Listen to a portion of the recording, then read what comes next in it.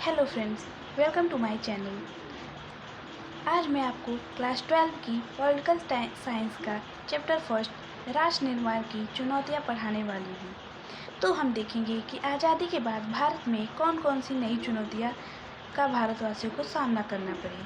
तो हम आज देखेंगे नए राष्ट्र की चुनौतियाँ। जब हमारा भारत देश 1947 15 अगस्त 1947 को आज़ाद हुआ तो हमारे प्रधानमंत्री जो कि पंडित जवाहरलाल नेहरू थे, उन्होंने उस मध्य रात्रि में एक स्पीच दिया जिसको ट्रिस्ट विद डेस्टिनी के नाम से जाना गया।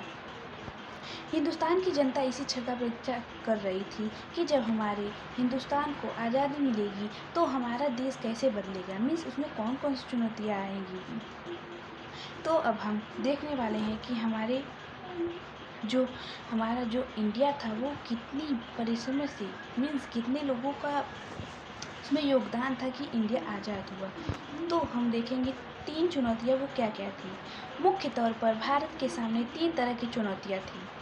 पहली और तत्कालीन चुनौती एकता के सूत्र में बंधे एक ऐसे भारत को गढ़ने की जिसमें भारतीय समाज की सारी विविधताओं के लिए जगह हो। मीन्स पहली चुनौती हमारी जो थी, वो पहला चैलेंज ये था कि जो हमारी देश की एकता है उसको बांध के कैसे रखें हम। भारतीय समाज की सारी विविधताओं मतलब अलग अलग रिलीजन, अलग अलग कल्चर से सब हमारे देश में रहते हैं, तो उनको कैसे एक किया जाए, मीन्स एकता लाया जाए। भारत अपने आकार और विविधता में किसी महादेश के बराबर था। जो भारत था वो विविधता से भरा हुआ था, मीन्स अनेक कल्चर, अनेक रिलीजियस, कोई क्रिश्चियन था, कोई तो सिख था, कोई ईसाई था, कोई मुस्लिम था। तो हम इसको कैसे एक करें और एक अखंड भारत का निर्माण करें। और उनमें कई प्रकार की बोलियाँ बोली जाती थी, अलग अलग धर्मों के अनुयायी लोग थे।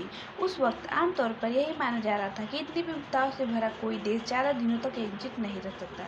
जब हमारे देश आज़ाद हुआ तो लोगों को लग रहा था कि इतनी विविधताओं, मीन्स अलग अलग रिलीजन है, कास्ट है, सब कैसे एक हो सकते हैं।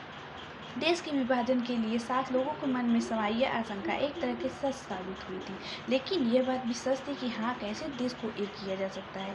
भारत के भविष्य को लेकर गंभीर सवाल खड़े थे। क्या भारत एक रह पाएगा? क्या ऐसा करने के लिए भारत सिर्फ राष्ट्रीय एकता की बात पर सबसे ज़्यादा जोर देगा?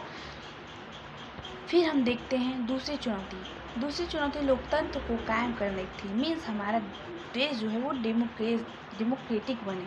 आप भारतीय संविधान के बारे में पहले पढ़ चुके हैं। आप जानते हैं कि संविधान में मौलिक अधिकारों की गारंटी दी गई है और हर नागरिक को मतदान का अधिकार है। तो जो दूसरी चुनौती ये थी कि हमारे देश को डेमोक्रेटिक कंट्री बनाया जाए, मीन्स इसमें डेमोक्रेसी लाई जाए। हम अपने कॉन्स्टिट्यूशन क्लास 11th में पढ़ चुके हैं कि चैप्टर जो 3 था रिप्रेजेंटेशन एंड ये जो कॉन्स्टिट्यूशन था उसमें हम लोग ने अपने मौलिक अधिकार देखे, फंडामेंटल राइट्स देखे, जिसमें कि हमें यह अधिकार था कि हम वोट दे सकते हैं और हमारे अगर फंडामेंटल राइट्स का कोई हनन, मीन्स वायलेशन करता है तो हम कोर्ट तक जा सकते हैं। तो हमारे देश की दूसरी चुनौती थी कि हम डेमोक्रेटिक कैसे बनाए अपने कंट्री को। लोकतांत्रिक ढांचे के भीतर राजनीतिक मुकाबले होंगे। लोकतंत्र को कायम करने के लिए लोकतांत्रिक संविधान जरूरी है, लेकिन इतना भरी काफ़ी नहीं होता। चुनौती यह भी थी कि संविधान से मेल खाते लोकतांत्रिक व्यवहार बर्ताव में चलन आए। देखिए, किसी भी देश में जैसे हमने कोई लॉ पास किया ना, तो उसको लॉ को अमल में लाना, मीन्स उसका कि सब उसको रूल फॉलो करें, ये करना ज़रूरी है। तो सिर्फ डेमोक्रेसी लाना ही ज़रूरी नहीं था, उसको अमल में लाना ज़रूरी था कि उसे हम इनेक्ट करें। तीसरी चुनौती थी ऐसे विकास की जिससे समूचे समाज का भला होता हो, न कि कुछ ऐसे सबको पर। और तीसरी चुनौती मीन्स चैलेंज, थर्ड चैलेंज ये थी कि भारत में सभी को इक्वल राइट दिया जाए और सबका इकोनॉमिक ग्रोथ हो। ये नहीं कि गरीब का इकोनॉमिक ग्रोथ हो ही नहीं रहा है और अमीर का हो रहा है। तो हमारे देश में ये तीसरी चुनौती थी कि सबको जो है इक्वल राइट दिया जाए और धार्मिक सांस्कृतिक अल्पसंख्यकों समुदायों को विशेष सुरक्षा दी जाए। और जो हमारे धार्मिक सांस्कृतिक अल्पसंख्यक है, मीन्स माइनॉरिटीज़ हैं, उनको एक विशेष सुरक्षा दी जाए कि उनको मीन्स ये दिलासा दिया जाए कि हाँ, अगर आप अल्पसंख्यक हैं तो आपके साथ कोई भी गलत नहीं होगा। मीन्स आपके साथ कोई आपके राइट का हनन नहीं कर सकता है। आपको समझ के कि ये अल्पसंख्यक है तो ये आवाज़ नहीं उठाएगा। तो हमारी चुनौती ये थी। अब असली चुनौती आर्थिक विकास तथा गरीबी के खात्मे के लिए कारगर नीतियों को तैयार करनी थी। और जो हमारी असली चुनौती थी वो आर्थिक विकास मीन्स इकोनॉमिक ग्रोथ थी। और गरीबी जो हमारे देश गरीबी से जूझ रही थी उसको ख़त्म करने के लिए थी। आज़ाद हिंदुस्तान ने इन चुनौतियों के आगे क्या रुख अपनाया मीन्स हम आगे देखेंगे क्या रुख अपनाया। संविधान में तय किए गए विभिन्न लक्ष्यों को हासिल करने की दिशा में कहाँ तक सफलता मिली और इसे अगर लागू किया गया तो हमें सफलता कहाँ तक मिली। इस पूरी किताब में हम इन्हीं सवालों को मीन्स इसी सवालों का जवाब ढूंढेंगे। आज़ादी के तुरंत बाद राष्ट्र निर्माण की चुनौती सबसे प्रमुख थी। जो आज़ाद हमारा भारत हुआ तो सबसे पहली चुनौती थी कि राष्ट्र निर्माण कैसे किया जाए। तो आइए हम देखते हैं आगे। तो हम देखते हैं विभाजन, विस्थापन और पुनर्वास। 14-15 अगस्त 1947 को एक ही नहीं बल्कि दो राष्ट्र भारत और पाकिस्तान अस्तित्व में आए। 14 और 15 अगस्त 1947 को भारत के विभाजन हुआ। उसमें दो राष्ट्र शामिल हुए, पहला पाकिस्तान और दूसरा भारत। ऐसा विभाजन के कारण हुआ। ब्रिटिश इंडिया को भारत और पाकिस्तान के रूप में बांट दिया गया। जो हमारा ब्रिटिश कंट्री था, ब्रिटिश इंडिया, जो ब्रिटिश इंडिया मीन्स ब्रिटिश का जब शासन था तो हम इंडिया को ब्रिटिश इंडिया कहते थे।